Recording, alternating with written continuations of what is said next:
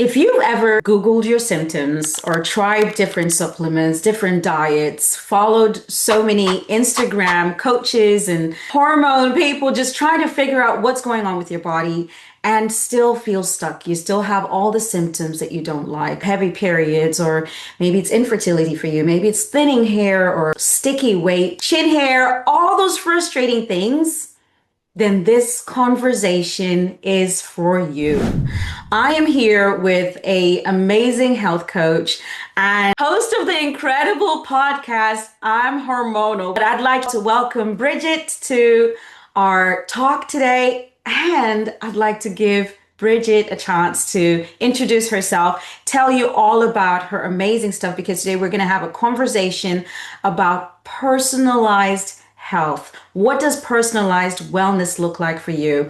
And you're just going to be blown away by some of the things you're going to learn today. So I want you to grab a notebook, grab a pen, and take down some pointers. I'm excited about this conversation for you. All right, Bridget, tell us more about yourself and what brought you to this point in your journey where you now share about hormones. Well, first, I want to say thanks for having me. I'm excited to chat with you today and just get to know you more as well and share what I'm up to, what I've been up to with your audience. So, just like you said, I'm a women's hormone coach. And so I focus on working with gals who have period problems, who have digestive problems to say, okay, how can we figure out what's the root cause of what's going on here? And how can we use nutrition or stress or other lifestyle changes to come back to balance and feel really strong and confident in our bodies, in their bodies? And so my journey to becoming a hormone coach started off with my own hormone problems, really my own vaginal irritation, which, 10-ish years ago when it started, I would have never thought I would be just talking on my podcast or other, in this conversation about my itchy vagina, but here we are. And so really through just many years of trying to understand like what is happening to me, why am I not really getting the support that I wish that I had been able to from the physicians that I would visit, check in with, taking Mhm. that into my own hands and really making this connection between, okay, my gut health is really impacting what's going on with my hormonal health too. Um, and so, long story short, that was really the catalyst. That's my origin story Wow. for going through my training to become a functional hormone specialist, to become trained in holistic nutrition and as a menstrual cycle coach. And that's how I got here today. Wow, what an incredible journey. It's so relatable when someone has been through the journey and then starts coaching on it, because we do find a lot of people who have all the great information, even men. I've seen men who are women's hormone coaches, and that offends me a little because I'm like, what do you have you been there? Do you really know what it's like? So I'm so thankful that you've taken the path to use your healing and your recovery to help other women along the way who are in that same position and are wondering, like, why do I have these recurring infections? Why is my gut just out of balance? The stress and everything that you mentioned. And we know that hormones are super interrelated, interconnected. So I'm so excited. I'm so excited to hear more about your journey and what you've Mhm. learned and how the women on this podcast can apply it to their lives.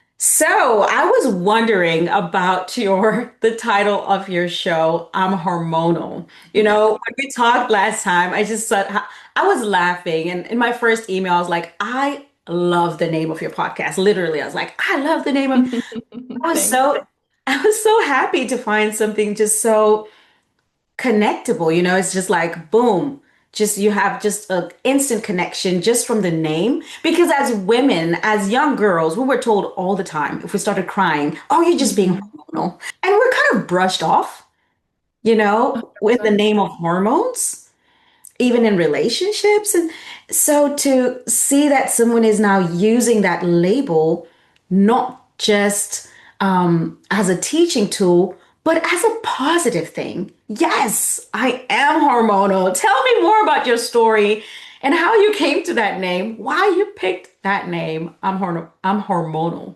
Yeah, you hit on some of the main points there, right? Which is that this has been something that we all say as like a negative, Yeah, or whether it's about ourselves or somebody else. It's just like, oh my gosh, hormones are, the enemy, which I don't believe to be true. And I would love to inspire other folks to feel this same, feel empowered to be like, okay, I can influence what's going on in my body. I can be proud even of the changes that I experience, that I feel throughout my cycle. It doesn't have to be something that's a liability, right? yeah, There's so many other like beautiful aspects of cycling, and especially for folks who do have balanced hormones, so they see more of, the bright, the greener side of the grass sometimes. But yeah, I started my podcast over,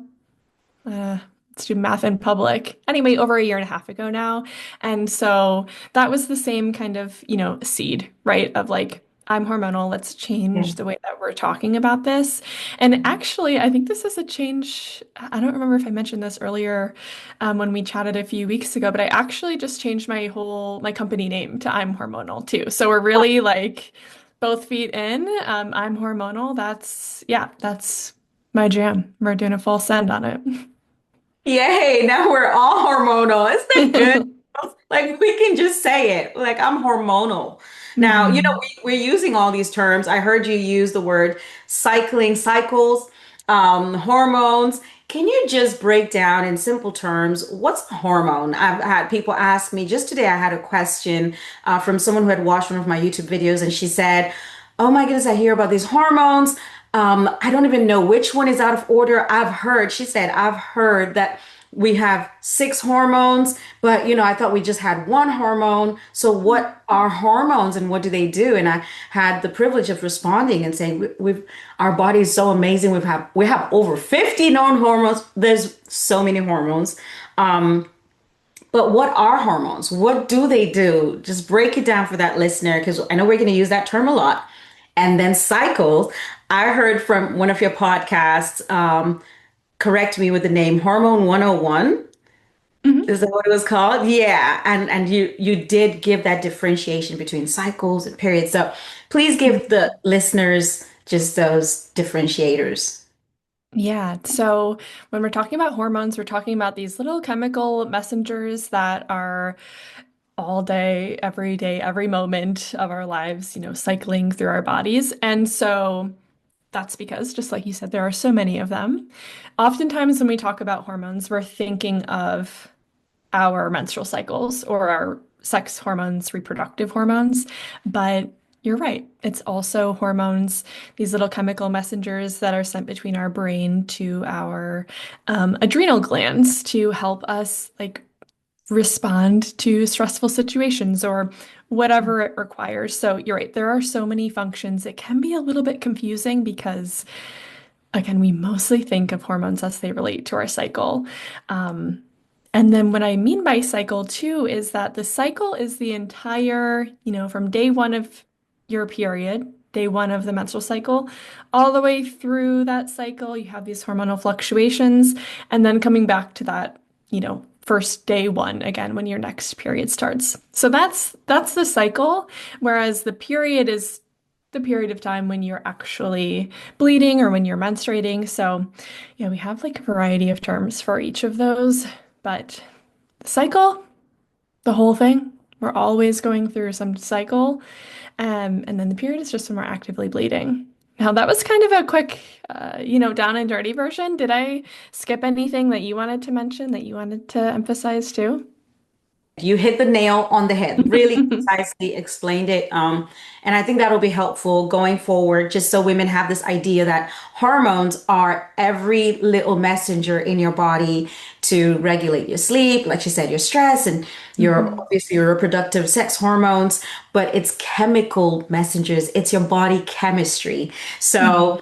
Thank you for that great definition.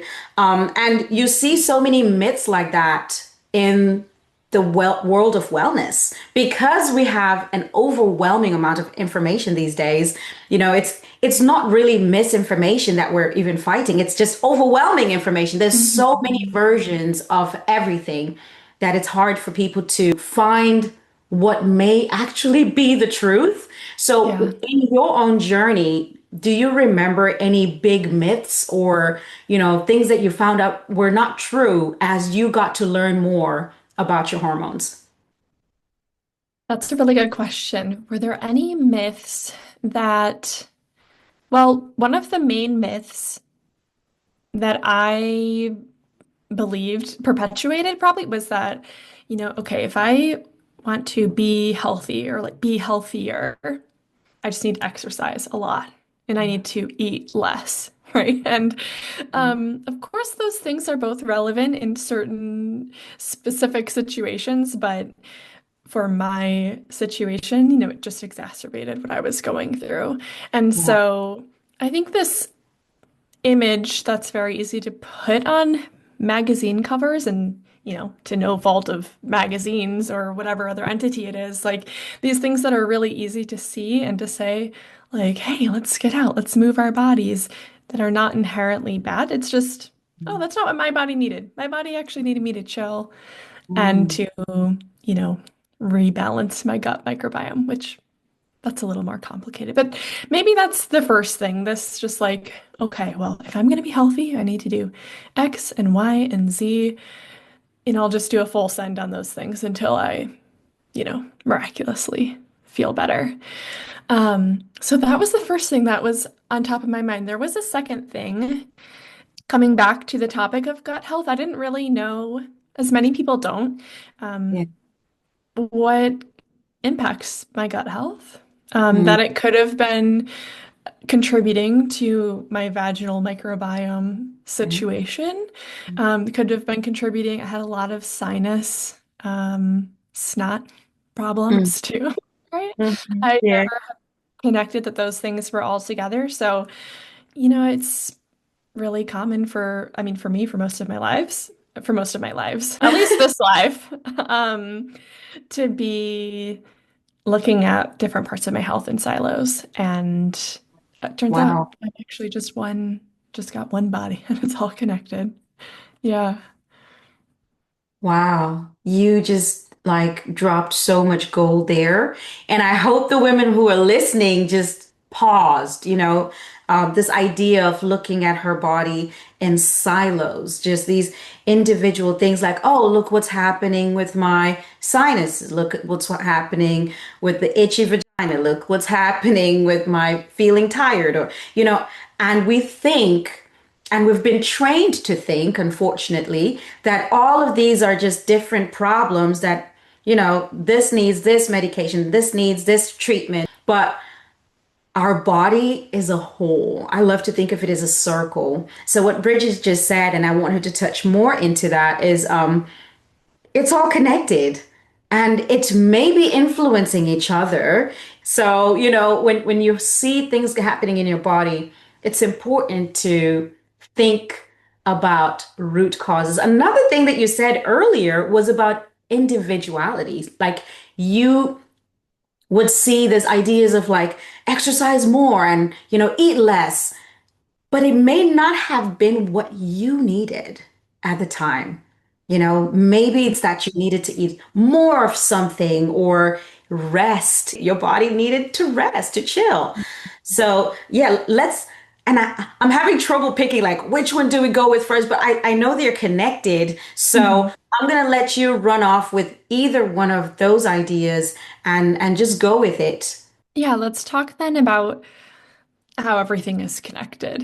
Yeah, Um, and maybe we can talk about stress, kind of follow this like life cycle of stress in our that's body great. because um, there's a lot of stress out there. We're Yeah. all doing the most.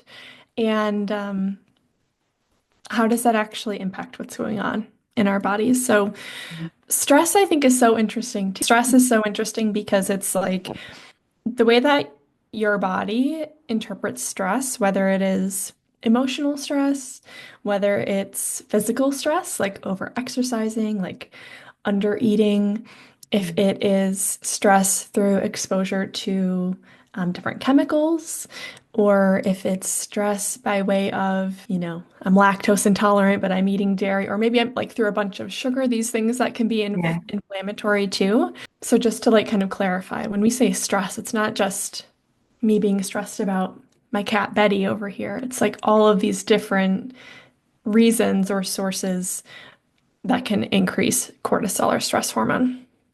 Thank So, you for clarifying that about stress.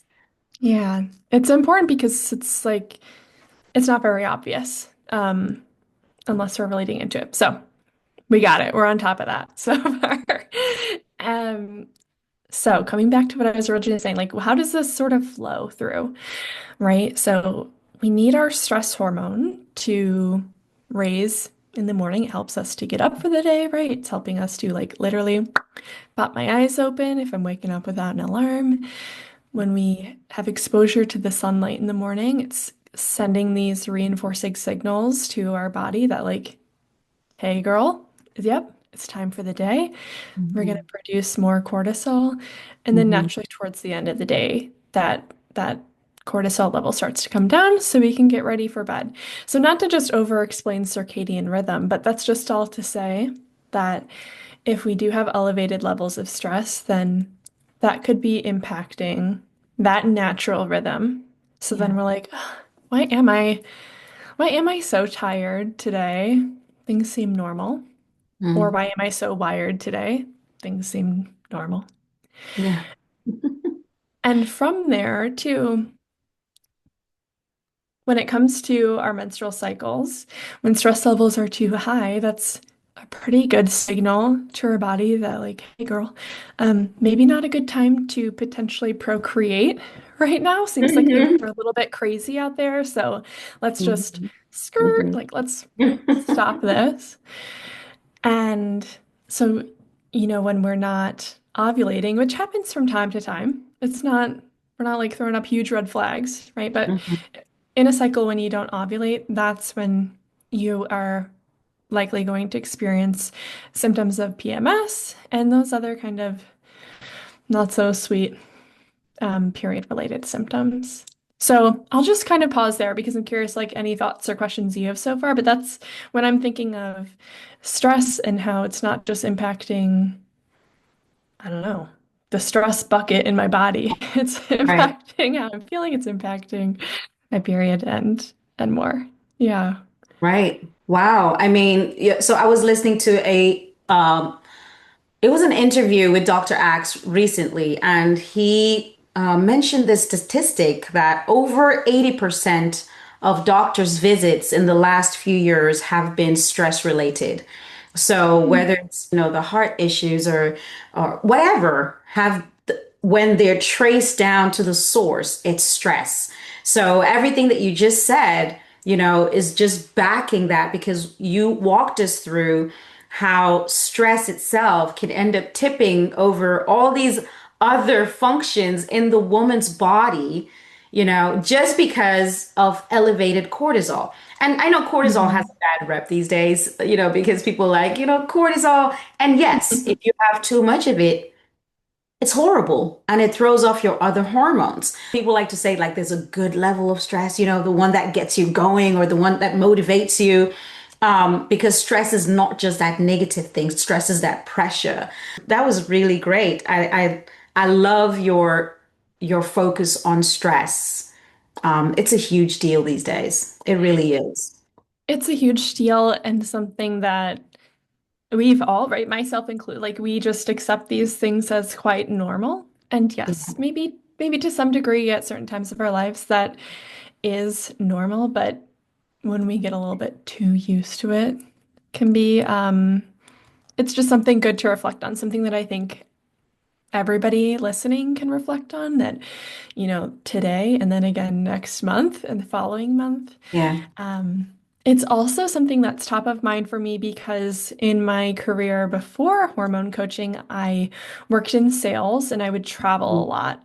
And so just one other way that like just being out of your routine in a new environment on airplanes in a different time zone. We're not like, oh yeah, that's stressful. It's just like, Yeah. but actually there's so many things that impact your body in different ways.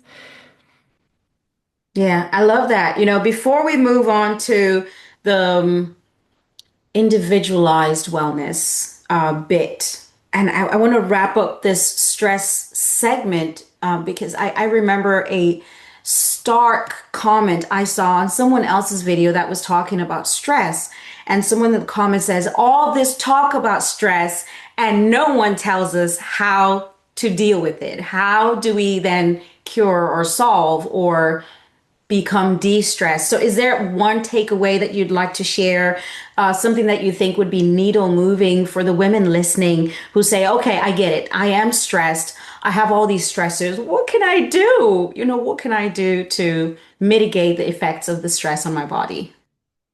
The first thing that came to mind would be, and some people might not like this so much, but would be cutting out some of the caffeine. It's another thing, like caffeine is not inherently bad, but Right. if you are stressed, if you're feeling anxious and you are just adding a couple cups of whatever source of caffeine that is for you, that's just going to heighten your stress response. And you just might find that it's not the most supportive thing Yeah. for how you want to feel and your goals. So luckily in 2025, there are some tasty, non-caffeinated, adaptogen kind of replacement drinks that are worth checking out. But in short, yeah, probably skipping or minimizing the caffeine would be an impactful first step. Oh, wow. You went there, didn't you? Yeah, somebody. That's so good. Somebody has to do it. Yeah. Could you give an example of one of the alternatives? Just something that, if someone wants a starting point, is there something that comes to mind? One that Instagram really targets me for in ads is mud water, Mud water, okay. MUDWTR. I think now that I actually just said that, I think there is a small amount of caffeine in it, but it's Yeah, an adaptogen coffee replacement. I see. There's Okay. there are also chagachinos. I can't believe I don't remember the brand. Oh, Nude. Rude. Okay. Nude is the brand. Or it could just be adding like um an ashwagandha, powder to a decaf coffee or just plain old decaf. We don't need to overcomplicate it. But those are the couple that are top of mind. What's top of mind for you? What do you see? So, I get that question a lot, and I actually don't have a good answer for it. After you get your body to a certain place where, like she said, your rhythms are going well, there is life after coffee. So Yeah. you can get to a place where you don't need it. And I never had the privilege of going through alternatives. So I Mhm. don't know any as well, but I have heard of dandelion root tea. And some Mhm. people say that it has that um, smell and taste or bitterness, that hidden bitterness, underlying bitterness in coffee.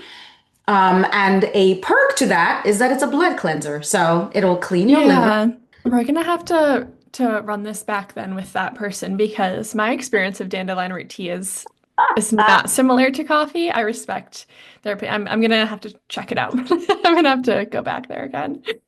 Um, So crazy. I've heard several people saying dandelion root tea. I think whatever works, whatever is my perfect solution anyway won't be yours or won't be somebody else's. So that's There great. you And go. I So did just ladies, just check it out. Yeah, just try some things, see what works for you. I did remember too, I said that the brand for that Dragachino was Nude. Yeah. It's in Yeah. fact not called Nude, it's Renewed. So Renewed. before anybody is Googling nude mushrooms out there, Oh don't. dear. So it's renewed, okay? Just add Yeah, a RE at the, renewed, of course, but exactly. not nude. Oh, Exactly. that is so fun. You guys, I'm having so much fun on this chat right now, but I do want to encourage you out there because I know that's the one biggest pushback I've experienced, and so I say it early on, like Bridget, I'm like, somebody's got to say it when it comes to coffee, because yes, it's not all bad. And we're often only told the one side of the story. My coach loves to say there is no one-sided paper, there's no one-sided coin, there's no one-sided anything.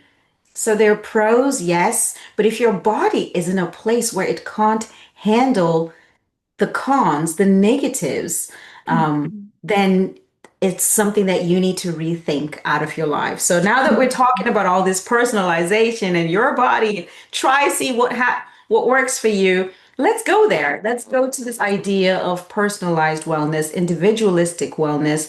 What does it look like to have a wellness journey that is catered to me? What does that look like from your experience? The two things I want to touch on first would be this aspect where we're building out the plan for you together. And so I'll come back to that part in a moment. But it's also, I think, really important to focus on the mindset and the goal setting and how are we framing up this next part of your health journey for you or for somebody, right? Mhm, And so, like using this coffee example as maybe a baseline or common thread here, mhm, that's okay if somebody doesn't want to give up coffee, give up right. a normal part of their routine. But when you can, when I'm working with a client and we say, okay, well, let's really zoom in and get super clear on what is your goal here, right? Mhm, Who is the person that you are trying to become? And mhm, normally, as it relates to your health goals, but in addition to the health goals, like who is the person that you want to become and why? mhm, And then once we have this, like, okay, this is the direction that we're headed, then we can say, okay, well, is right now having coffee every morning, is that a vote for this future self that you want to be? Or is wow. that something that we can um, put a little pause on and come back to later because we can create a substitute that makes more sense for the transformation that you want to see now. But it's all anchored on, okay, who do we want to become outside of just meal prepping or eating more broccoli or whatever it is, right? And coming back to that as a baseline. Yeah. The other part of that then, oh yes, building the plan together, right? Mm, Because I don't know about you, but like if I'm putting a plan to if I'm going to make some changes in my life that require me to like spend more time on something, I personally don't want to be just handed that plan. Most people also want to like let's build this together. Let's make sure that it's truly a fit for you. So I think that's really important. I'll just be concise with that one because I know there's a lot else to get into of what do we actually dig into as far as the details go in your experience, but those are my first two top of mind thoughts. that's really good. And I love that idea of placing your individual goals as the anchor to your decisions. That's something that you don't get when you are on Google and looking up, a diet to lose 30 pounds in the next 3 months. What you don't get is who the person who did that, what was their schedule? Do they have kids? Do they have hormone imbalances, or does the weight just fall off? Did they recognize what the sources of their weight were and how to remove those things so that they can win with their goals? So what Bridget just explained is just incredible. It's phenomenal. It's true. Thank you for putting that so beautifully. I think that's the key to creating habits that last. Mm, Well, a lifetime sounds a little bit dramatic, but you see what I mean, but like lasting for the long run, right? Because when I'm working with clients, I'm sure when you're working with folks too, it's like we're not just looking at this time when you and I are here together one on one and then you'll graduate. It's like I want to set you up for success so that you know what to do and you have the tools forever, right? So Not to good. be dramatic about it. So good. No, you're right. I think it's forever. And I speak as someone who has children, because my habits will become their habits. And their habits will become their children, hopefully, right? But you Yeah. do see that there's a generational trend to this.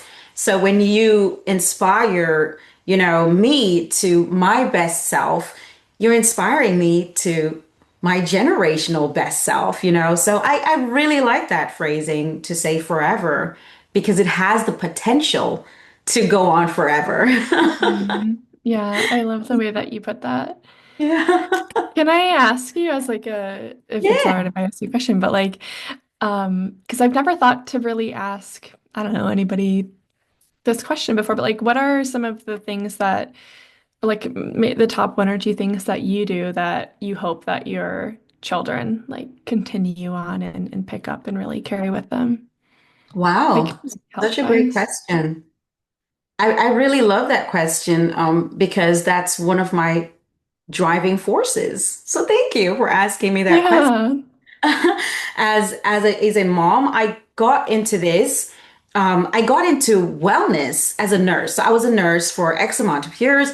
I got into wellness because I was at a place where I was hesitating giving my child a certain medication because I knew the side effects. And so Mm. I had this big question that opened up Pandora's box for me, which is what else can I do? Are there any other options than having to potentially face the side effects, which are worse than the actual thing she's going through right now? Mhm. So I had to start realizing that I had one side of the story and I had a limited amount of information. So as I've gone through this journey, one thing that I've seen is how it already has been negating some of those genetic illnesses, from grandparents and parents, and some of those issues, I've already been able to start negating them in my life, which will then negate them in my children's lives. Mm. Because the saying is true, genetics load the gun, but lifestyle pulls the trigger. Mhm. So teaching my children what the triggers are and how to avoid them by showing them what life looks like.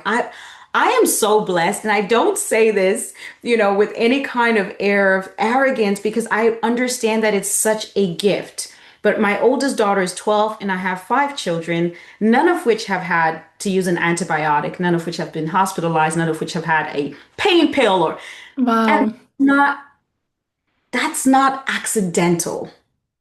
It's it's it's a sacred trust, but it's also something that I have had to keep working on, both on the preventative aspect and hey, when we do run into a problem, are there any other options before we have to go to urgent care Mhm. or the ER? And if we had to go to the ER, we would very fast. Yeah.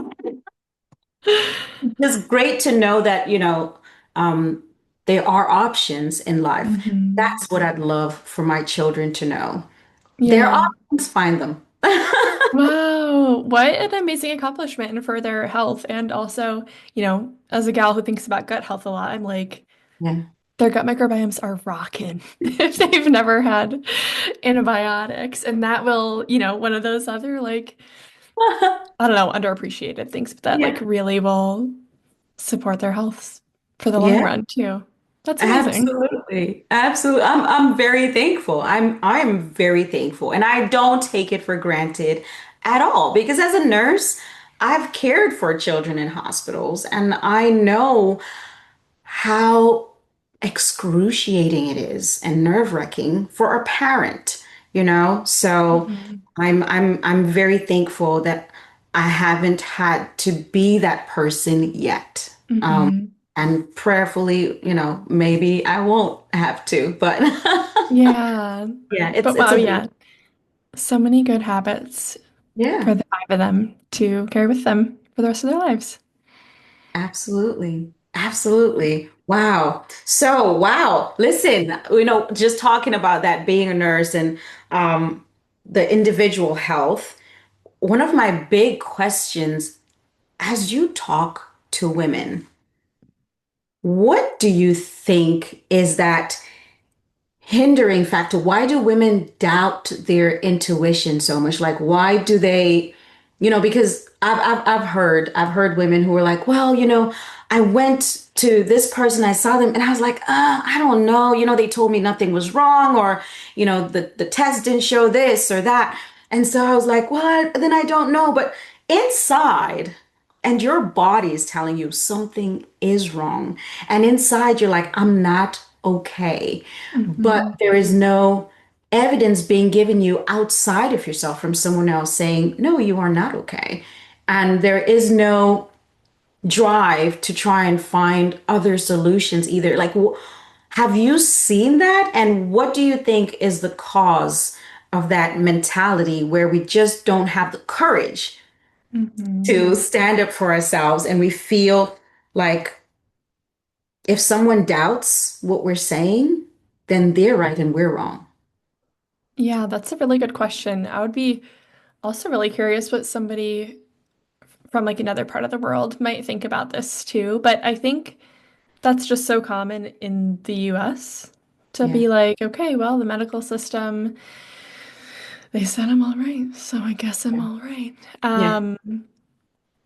And I think that there's a bunch of real tough gals out there who are like, Mm, I'm just used to this wow. and I can kind of just power through it. Hmm. Which I'm a little wimpy baby when I'm not feeling so great. So I'm proud of, well, yeah, I would say I'm proud of all the gals who are just, sometimes you don't know where to go next. Oh, But oh. I guess coming back to your original question, I think it's just a culture of like, hey, this is normal. Like coming back Mm, to the I'm hormonal, like, yeah, you're mhm. just hormonal. This is just how it's going to be.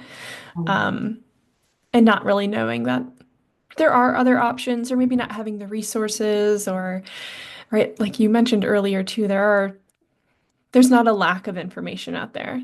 Mhm, But it's how do I apply this to myself? How do mhm. I be consistent and accountable in that? Which is the hardest part. Wow. So many gems. My mind is just blown at your explanations because you speak like someone who's been there and has an understanding of what it's like, to not know that there are options. There's a day I didn't know. There's a time when I didn't know there were options, and I went from doctor to doctor, ER to ER, thousands and thousands of dollars in debt because I was a college student. Um, I just racked up the debt, and it's crazy because I did not know there was another option. Um, so when you said that, that really, probably hit for a lot of women, just this idea that how will I know? Wow. Wow, wow, wow. Sometimes we forget, I think, um, how far we've come and, someone listening in, just where they are and how stuck they feel. I remember that feeling of stuckness. But as you guys can hear, Bridget, like she gets it. She's been there and she still Mhm. understands what that feels like. And just being told, yeah, it's a normal process of aging. Yep, when menopause comes, you're just going to be miserable. Girl, I was miserable, and my grandma was miserable, and my aunt was miserable, and so I'm just going to be miserable. It's not normal. It's Mm. not normal. And you don't have to suffer. Suffering does not have to be normal. And then that idea, listen, Bridget, you went places. The idea of a strong, you know, us women and the idea of being strong, being our validation, but strong through hard things Mhm. that we don't even question. Do I have to go through this? Because the answer may be no. I think that one of the other sides of this coin too is, once you've tried once or tried twice to get some Mhm. help. And just as Wow. like a funny anecdote, I remember, I don't know, this was 5 years ago probably. I was like okay, this is the year. I'm gonna figure out my vagina situation. I like typed up my whole like chronological history of symptoms, like the Yeah. surgery that I had, which didn't help, like every single thing, Mhm. printed it out, like walked into my doctor's office, was like, I really need you to partner with me. Like I need, I want to like figure this out. Gave her, her printout list that I had for her. And I don't think that it's even in any individual physician's like lack of desire to help their patients. I think it's just Right. that the system isn't really constructed in a way that um, is supportive when it's like maybe non-critical Yeah. things come up. I went off on a little bit of a tangent there because what I really meant to just say to your point was that when you go once and then you're like, okay, well, this feels like it will be a waste of my time to go again. So, Yeah, yeah, yeah. But you didn't tell us how did that end for you? Because I'm seeing you with that sheet of the symptoms and handing it off and like, did that go well?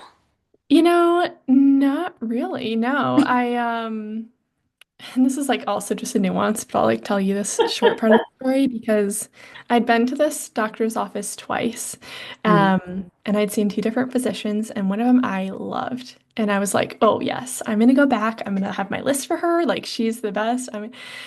But I realized when I got there, I made the appointment with the wrong provider, who I really wasn't not fond of for my initial experience, and so I was just like.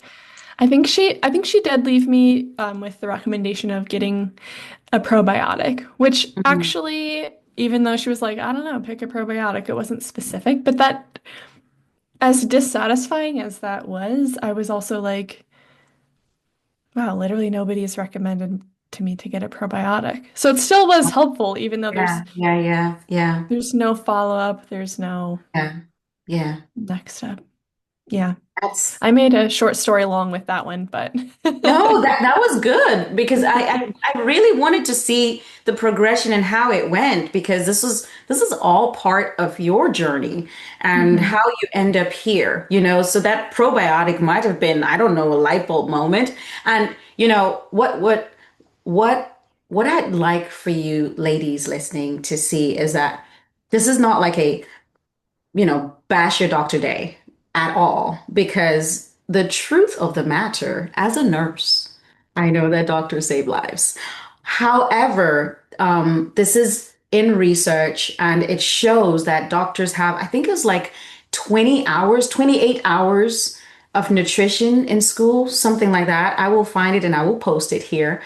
Um, so there is just a lack of understanding on their part of how to help you. It's not like I don't want to help you. Is that, well, I don't even know how to help you outside of, giving you this pill or try this thing here because a lot of it is pharmaceutical. And the pharmaceutical industry, again, lots of articles on this. I'm probably going to put one here that, doctors even get cuts on how much they, when they push drugs. And so it's just the system. It's not the individuals who gave their lives to save lives, a lot of the times. And I always tell people, listen, if you feel like you have a bad doctor, get a good one. Find one. Find a better one. Find a health coach. Yeah, I definitely want to like put an exclamation mark on that too, because Yeah. same thing. I'd love to be really clear that I don't think it's like a physician thing or, any individual person. It's like just how the system is right now. And it's kind Yeah. of hard to change massive systems like that. But yes, it's not that the individual providers don't have our But one best at a interests in time. mind, maybe. One at a time. You're doing it through your services that you offer women, finding people who say, "Hey, listen, I've walked this journey and I can at least give you the map so you don't have to wander alone out here in the woods."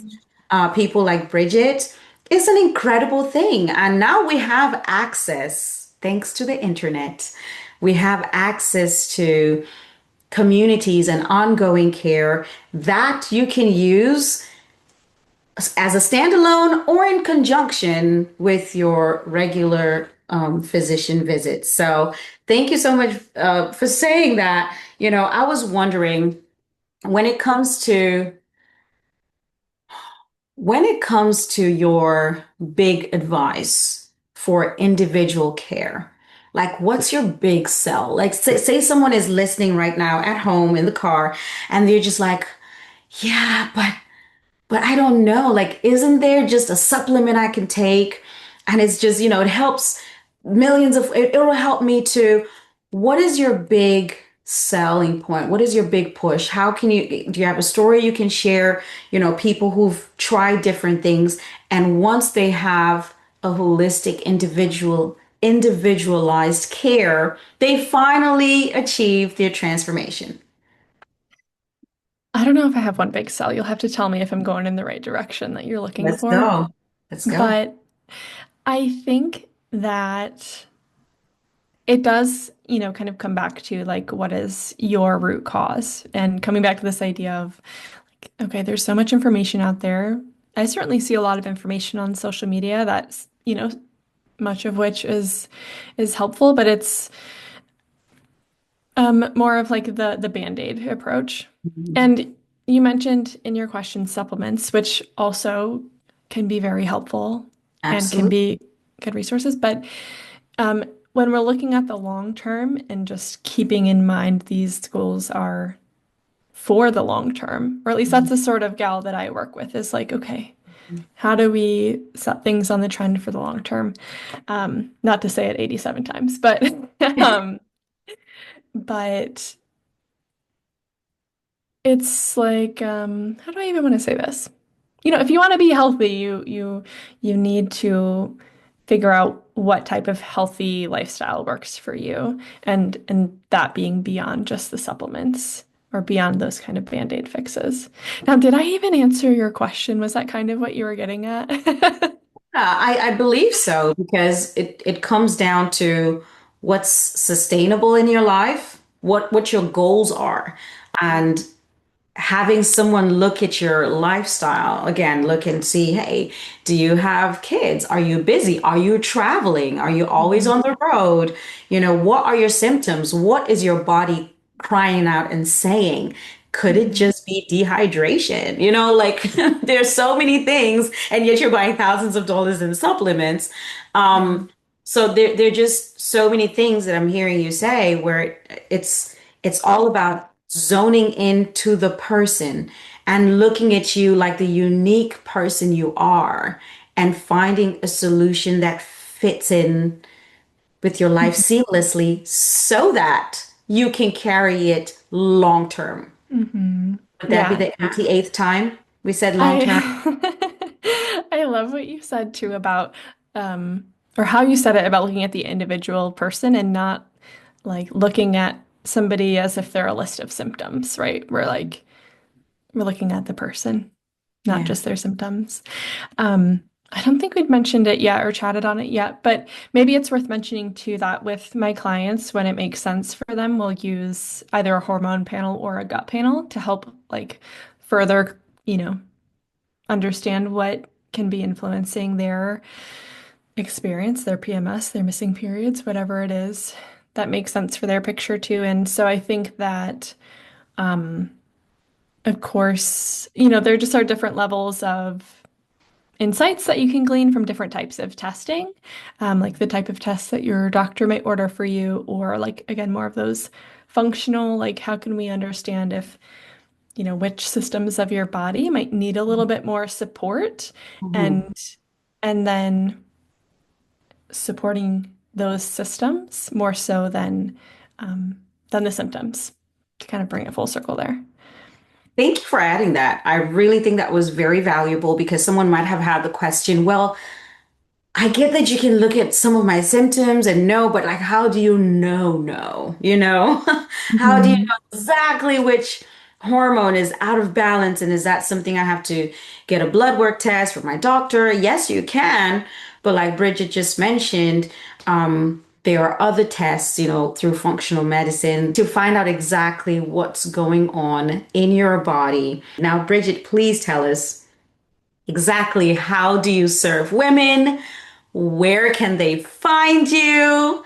I mean, you've just given them all these little tastes and, but I want them to say, hey, if Bridget sounds like my kind of leader, my kind of shepherd, I would love to find her. So I would love for you to tell these women how you help them. Yeah, thanks for giving me the opportunity to do so. And Yeah. so, well, I'll start off by mentioning how folks can connect with me. Yeah. If you are an Instagram kind of gal, then you can find me at I'm_hormonal. So I am_hormonal. You could listen to my podcast, which is called I'm Hormonal, wherever you love to get your podcasts. And you can check out my website, which is imhormonal.com. Um, and sort of recap or addendum to what we chatted about at the beginning, or refresh rather. Yeah. I do one-on-one coaching work with women. So for gals who have irregular periods or unpredictable periods, who have acne and are like, why is this acne sticking around? A lot of the times too, my clients will have low energy or irregular energy. And Mhm. to put the cherry on top, bloating is like a lot of just, hey, what's happening in your gut? Because I don't even think, did we touch on this? Oh, maybe at the start, that your gut health and your hormone health is just so closely interconnected. So anyway, if anybody is interested or feels like they might benefit from one-on-one coaching, I offer free strategy calls and would love to connect there. Another way that people can connect with me if they want to learn more would be to join me for a free class that I'm going to be hosting virtually on Tuesday, June 24th. So it'll be at 5 Pacific. I'm sure we can include a link in the show notes to register, but this will be a free class that's all about how you can have more energy, easier periods, and less bloating within 100 days without guessing and without Googling. And then I'll just say one more time that on Instagram, I'm at I'm_hormonal, and my name is Bridget Walton. Bridget Walton, what a pleasure it's been to chat Thanks. with you today. And I know that somebody's life was shifted, in a good way. Yeah, I sure hope Even if so. it's just a pause and a pivot, like, what if what these women are saying is true? And what if there is another way?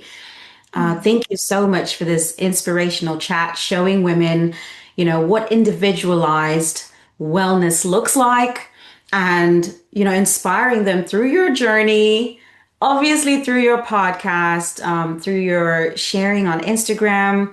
I am so grateful for you accepting to be on my show today. Thank you. Yeah, thanks. It's been really lovely to connect with you. And if I could leave the gals with one message, then maybe it would just be that like you can really see change sooner than you think and Wow. feel more energetic and have easier periods. It doesn't have to be a months and months and months long journey.